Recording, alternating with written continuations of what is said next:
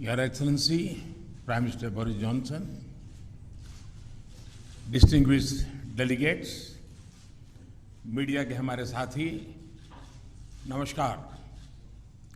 सबसे पहले मैं प्रधानमंत्री बोरिस जॉनसन और उनके डेलीगेशन का भारत में हार्दिक स्वागत करता हूं। प्रधानमंत्री के रूप में भले ही यह उनकी पहली भारत यात्रा है, लेकिन एक पुराने मित्र के रूप में वे भारत को बहुत अच्छे से जानते हैं, समझते हैं।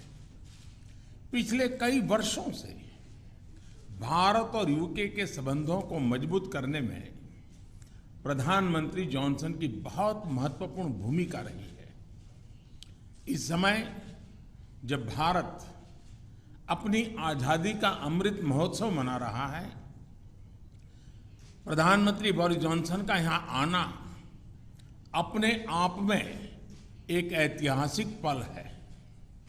और कल तो पूरे भारत ने देखा है कि आपने अपनी भारत यात्रा का शुभारंभ साबरमती आश्रम में महात्मा गांधी को श्रद्धा सुमन अर्पित करके किया।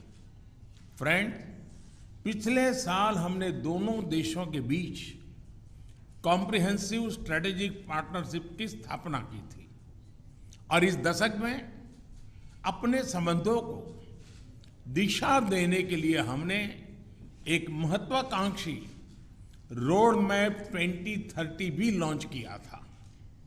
आज की हमारी बातचीत में हमने इस रोड मैप में हुई प्रगति को रिव्यू भी किया और आगामी समय के लिए कुछ लक्ष्य भी तय किए। फ्री ट्रेड एग्रीमेंट के विषय पर दोनों देशों की टीम्स काम कर रही है। बातचीत में अच्छी प्रगति हो रही है और हमने इस साल के अंत तक एफटीए के समापन की दिशा में पूरा प्रयास करने का निर्णय लिया है। पिछले कुछ महीनों में भारत ने यूएई और ऑस्ट्रेलिया के साथ फ्री ट्रेड एग्रीमेंट का समापन किया है।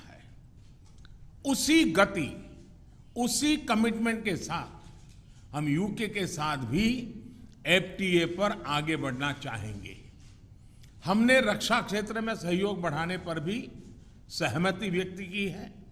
रक्षा क्षेत्र में मैन्युफैक्चरिंग, टेक्नोलॉजी, डिजाइन और डेवलपमेंट सभी क्षेत्रों में यूके द्वारा आत्मनिर्भर भारत के समर्थन का हम स्वागत करते हैं।